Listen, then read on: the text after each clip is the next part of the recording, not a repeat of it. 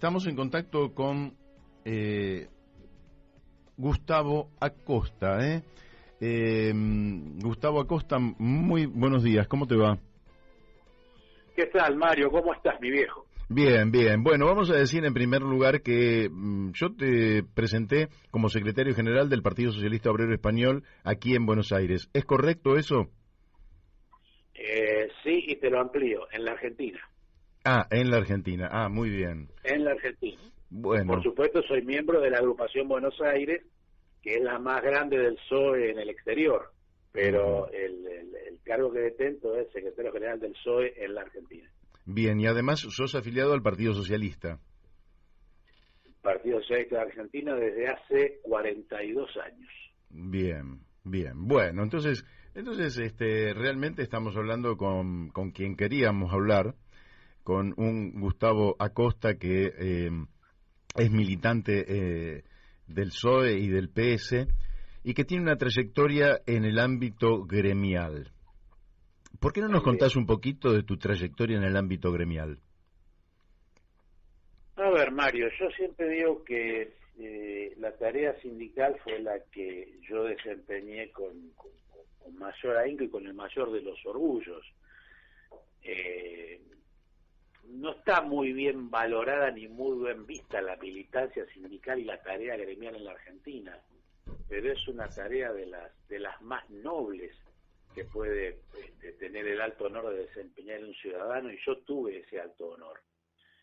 Y siempre en el sindicato docente y siguiendo un mandato que me enseñaron mis mayores en el Partido Socialista de Argentina y también de mi padre es español, de que llegara a cualquier empleo, ¿no es cierto?, que uno tuviera, cualquier trabajo que uno tuviera, después llegar la ficha del personal, automáticamente afiliarse al sindicato correspondiente, ¿no? Y eso es lo que he hecho toda mi vida. Cada vez que entré a trabajar en un lugar, después de completar los pasos administrativos, fue concurrir al sindicato de la actividad y afiliarme, siempre Claro. hice lo mismo.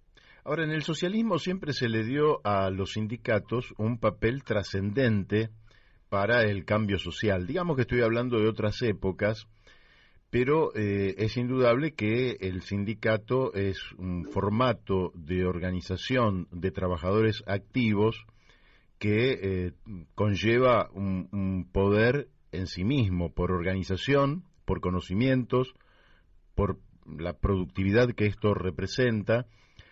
¿Vos sentís que el socialismo en la Argentina le ha dado a la importancia que se debe a los sindicatos? Mucho antes de que vos y yo viniéramos al mundo, sí. Ajá. Pero lamentablemente, a ver, el mes que viene, junto con el Partido Socialista, el 28 de junio, cumplo 60 años. Y en los 60 años que tengo, Mario, tengo que decir con muchísimo dolor que el Partido Socialista en la Argentina le ha dado la espalda a los sindicatos. Es más, yo estuve en un congreso nacional hace unos 7 u 8 años en la provincia de Santa Fe, y en la mesa que se iba a ocupar de los asuntos gremiales, en la comisión correspondiente, yo pregunté cuántos compañeros de los que estaban ahí sentados, que eran alrededor de 100, quienes por lo menos eran delegados de su sector sindical, de su sector laboral. Y de esos 100 levantaron la mano 4 o 5, o sea, la verdad que, o sea, es desolador, ¿no? Y a mí me duele un montón, porque en definitiva nosotros históricamente fuimos una de las vértebras de la columna vertebral que son los sindicatos para los trabajadores de nuestro país y del mundo, ¿no? Claro. Y ahora el peronismo en algún momento, lógicamente, se quedó con la inmensa mayoría de los sindicatos. Hoy tiene algunos sindicatos en disputa con sectores más que nada del trotskismo, creo yo. En el presente sí. ¿Y cómo podría afrontar, ya no digamos el Partido Socialista, sino esta cultura a la que pertenecemos, esta cultura socialista, cómo podría abordar una nueva política hacia los sindicatos? Es decir, para que los integrantes de esta cultura realmente asuman ese papel allí en su sindicato. Como vos decías, que era parte de tu cultura, que al lugar donde fueras a trabajar. ¿Cómo se hace para recuperar esto? Mirá, hay que proponérselo, simplemente, hay que empezar. El primer paso, mirá, en el PSOE en España es un mandato partidario. Ajá. Vos entras a trabajar a donde sea, el segundo paso es ir a la Unión General de Trabajadores y afiliarte a la rama correspondiente. Es un deber de militante. Que, a ver, el socialismo argentino, y por qué no decir, a ver, la comunidad política y militante de la Argentina cada vez está más lejos del mundo sindical gremial, y es un déficit enorme. Mirá, en el PSOE, nuestro secretario de organización, que es Gustavo López, fue secretario general del Subteo Matanza en el periodo 2000-2003. Uh-huh. Y en ese momento, en el Subteo Matanza, que es una de las comunidades de la docencia con mayor nivel de afiliación, la afiliación estaba un poquitito, unas décimas por arriba del 50%. Y hoy está en el 30% o un poquitito más abajo. Y eso te marca, Mario, el corrimiento progresivo de los trabajadores de sus propias organizaciones, y ese es un reflejo también de la falta de respuesta y de compromiso, primero de la militancia y después de las sucesivas conducciones burocráticas que se van haciendo cargo del poder sindical y empiezan a privilegiar otras cuestiones. Uh-huh. Y no son muchos compañeros los que se abstienen de hacer de su militancia gremial un correlato de carácter político. Y es más, siempre se ha dado algo muy muy duro, y es que en el caso del sindicalismo combativo de la Argentina, cada vez que los compañeros dejaron la tarea gremial para pasar a la actividad política, la política se llevó los mejores cuadros sindicales, pero esos mejores cuadros sindicales no fueron dirigentes políticos que tuviesen la misma valoración como la tenían adentro del sindicato. Y eso es muy doloroso y muy preocupante. Bueno, pero habría una excepción que sería Alfredo Bravo. Bueno, ahí tenés una, pero ¿qué pasa? Podés mencionar con los dedos de una mano, Uh-huh. podés mencionar a esos compañeros, vos acabás de mencionar a uno. Sí, sí. Pero llegó a la Diputación Nacional 20 o 25 años después de dejar la tarea gremial. O sea, no hizo de su militancia gremial un correlato político electoral. ¿Me explico? O sea, Uh-huh. hay muchos que se sientan en una mesa de negociación en el armado de una lista porque soy tal cosa en tal lado. Ese no fue el caso de Alfredo Bravo. Alfredo Bravo era un tipo con méritos propios, que fue secretario general de la CETERA en los tiempos más difíciles. A mano de los verdugos de la Argentina padeció cosas indescriptiblemente duras, Uh-huh. terribles y desagradables, y después de muchos años de democracia, después de 6 años de democracia, Alfredo Bravo llegó al Congreso de la Nación, pero no fue por ser el ex secretario general de la CETERA, sino que era por mérito propio, y así debe ser. Ojo, igual, vos imaginate que vos hablabas del peronismo, y el peronismo en su tiempo, cuando dividía las candidaturas en tercios, Sí. había un tercio que era la rama sindical gremial. Hoy, ¿cuántos dipus sindicales cuenta el Congreso? Y debe haber, no sé, una docena, exagerando.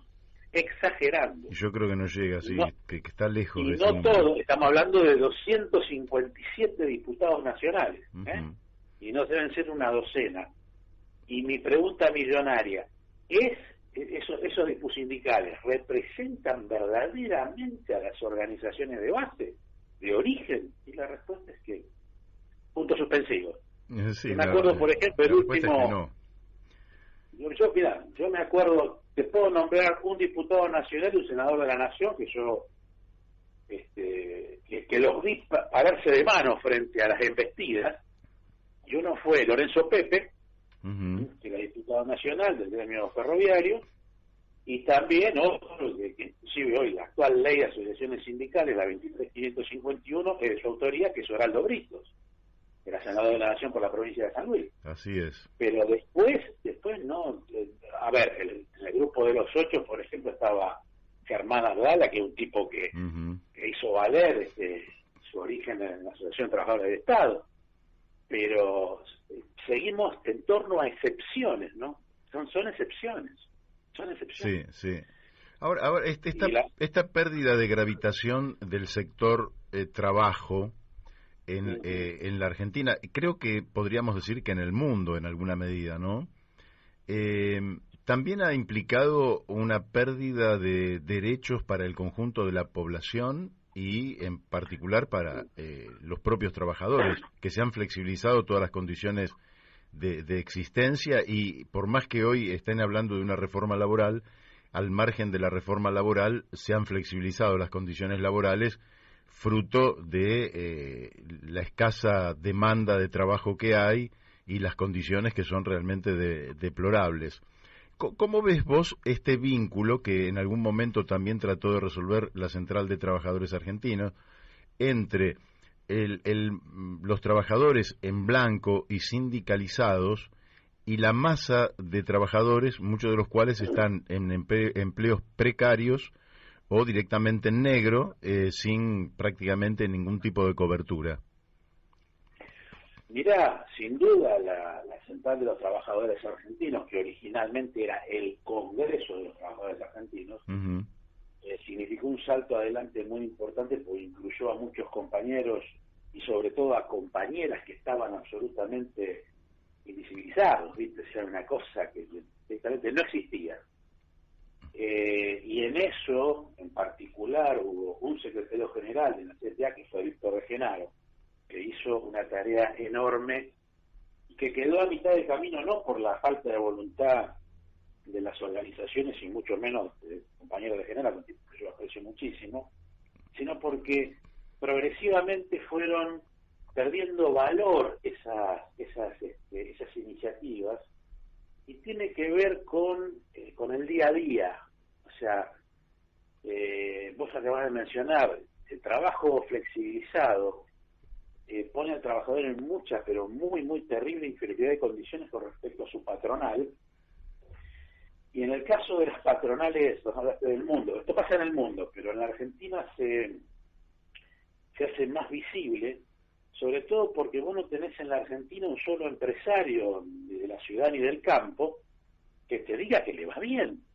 O sea, siempre están llorando, tenés que repartir, habría que hacer la colecta nacional para repartir pañuelos, porque siempre están llorando, y siempre es poco.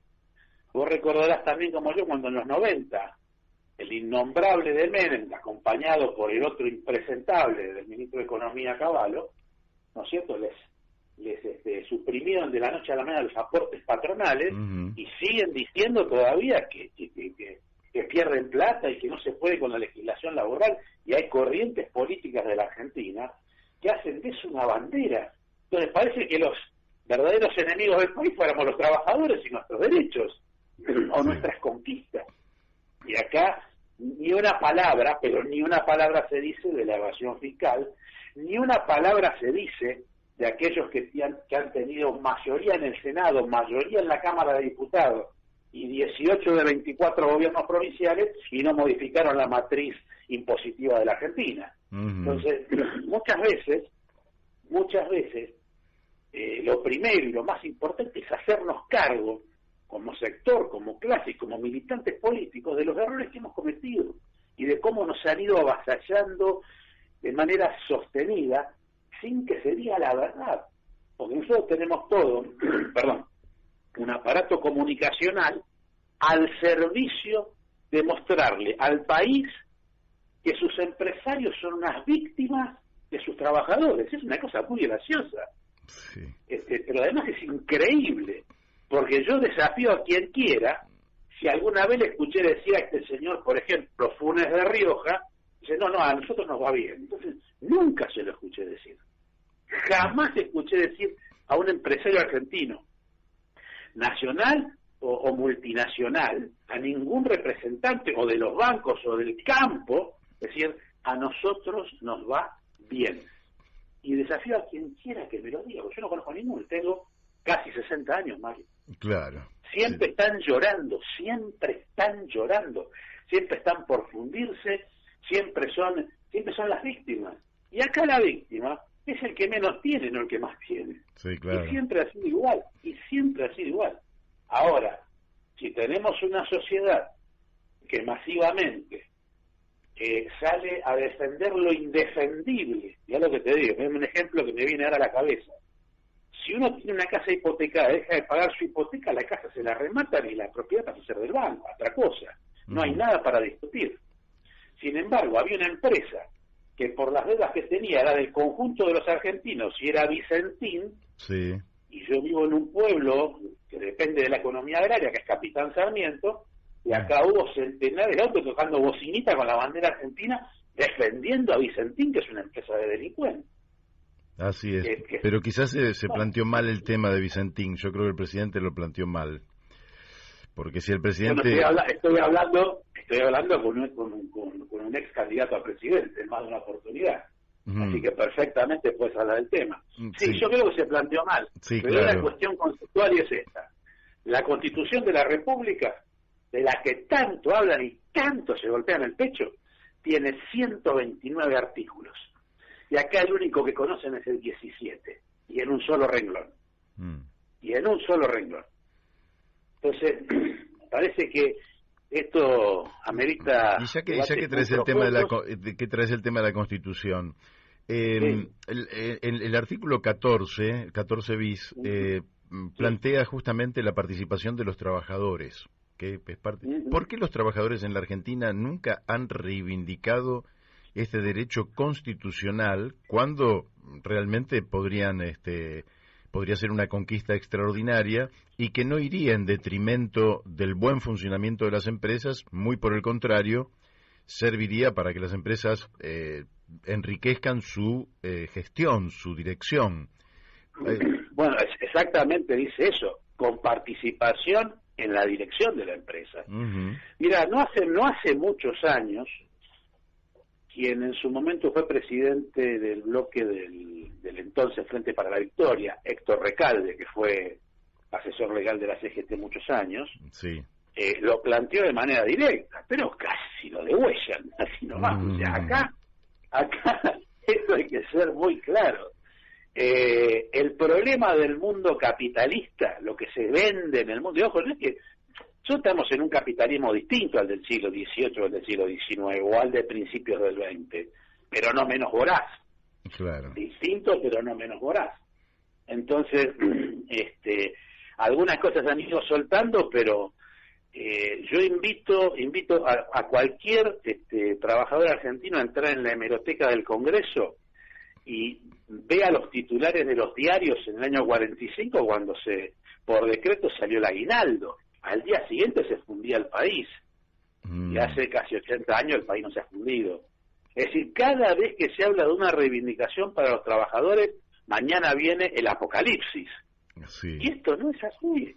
El tema es que el afán de lucro de determinados sectores de nuestra sociedad, que son muy, pero muy voraces, no admiten absolutamente ninguna resistencia. Y todo lo que tenga que ver con domesticar al trabajador de manera sostenida, de manera progresiva, lo terrible de eso es que muchas veces eso está acompañado por direcciones sindicales, por conducciones sindicales, que son muy mansitas, ¿no? Y eso es Gustavo, fatal para el trabajador. Te hago la última pregunta, y otro día la seguimos. Pero si vos, que conocés lógicamente mejor que nosotros la política española, porque sos secretario general del Partido Socialista Obrero Español en la Argentina, antes yo había dicho equivocadamente Buenos Aires, si nosotros aquí, quienes pertenecemos por lo menos a una cultura política equivalente a la del PSOE, en algún sentido equivalente, después hay muchas diferencias también, pero si tuviéramos que recibir algunas lecciones, es decir, ¿vos qué lecciones seleccionarías como para decir, tenemos que aprender esto de esos partidos que son partidos de gobierno, y acá el socialismo, más allá de la gran experiencia en Santa Fe, nunca en más de 120 años pudo llegar al gobierno nacional? ¿Qué lecciones vos dirías sería importante que aprendiéramos? Mirá, las mismas que me costó a mí aprender, dicho sea de paso, porque no es fácil. La primera es que no hay liderazgos personales, hay ideas por defender. Nosotros tenemos todo, los argentinos tenemos todo identificado a través, hasta dentro de una misma fuerza política, siempre con personas. Y puedo decirte, lópez-reguismo, para no olvidarnos, kirchnerismo, dualdismo, cafierismo, menemismo, ahora en la derecha, el macrismo, o sea, acá hay figuras, pero las instituciones políticas están a un costado. En España, no importa quién conduce los destinos del PP, a mí sí me importa, pero es el PP, el Partido Popular, no importa si está Rajoy, si está Casado, o si ahora está Núñez Feijóo. Y en el Partido Socialista es exactamente igual. Yo nunca fui ni felipista, ni zapaterista, ni soy hoy sanchista. Yo soy un afiliado al Partido Socialista Español.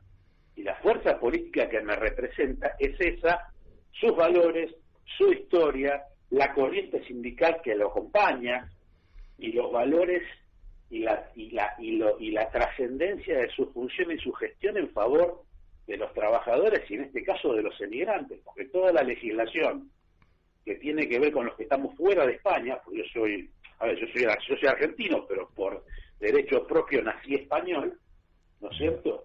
Y tengo derechos que fueron todos puestos en práctica, puestos de manifiesto, puestos en la superficie por el gobierno de Felipe González, que fue el que reivindicó décadas de olvido del enorme colectivo español desparramado por todo el mundo, como consecuencia de la guerra civil, en mi caso de la guerra civil, por mis viejos, mi familia es parte de la que perdió la guerra civil, entonces éramos y nos moriremos todos republicanos, pero bueno, la monarquía de hoy, la monarquía del rey Felipe no es la monarquía de Alfonso XIII, o sea, todo ha evolucionado, y los argentinos debemos evolucionar hacia lecturas más profundas, más vinculadas a la filosofía, más posibles de verificar con un correlato histórico, que estar con personalismos y personalidades que en definitiva son los señalados por algunos grupos rojos que salen a bancar a fulano o a mengano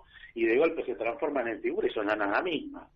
Y en particular, no quiero hacer nombres, pero hay un cachivache, un carancho de espantapájaro que se peina de una manera muy particular, que es nada en política, pero que atrás hay una caja enorme financiando, ¿no es cierto?, para que este tipo tenga horas, todos los días de radio, de televisión, de lo que se te ocurra, y hay diputados, senadores, gobernadores, intendentes, concejales con muchísima más legitimidad que vos no lo conocés.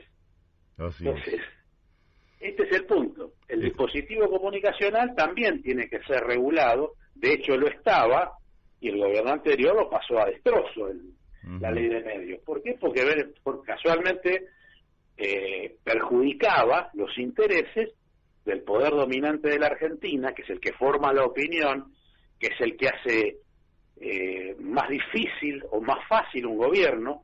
Y si no, pensemos en las experiencias recientes. Hoy tenemos un gobierno que tiene un sinnúmero de defectos, como también los tenía el anterior, y el que lo precedió al anterior igual. Pero sin embargo vos de algunas cosas no te enterás. ¿Por qué? Porque las decisiones empresarias blindan a determinadas figuras y acá no pasa nada. Y las responsabilidades institucionales y políticas por donde pasan. Entonces, se van o permanecen en nombre de las figuras, de los ismos, pero nadie reivindica la institucionalidad política de la Argentina. Ahí es donde hay que apostar muy fuertemente, y es ahí donde las corrientes históricas como el radicalismo, el peronismo y el socialismo también tienen una tarea pendiente, todas las instituciones políticas históricas de la Argentina, para reivindicar su origen, su cultura, su disciplina y su consecuencia con los ideales, y no la obsecuencia circunstancial con determinadas. Excelente. Gustavo Acosta, te agradecemos muchísimo la amabilidad que tuviste de estar en estos micrófonos, te mandamos un fuerte abrazo y hasta pronto. Mario querido, a disposición como siempre, y un abrazo fraterno de compañero a compañero, para vos y para todos los oyentes. Muchísimas gracias.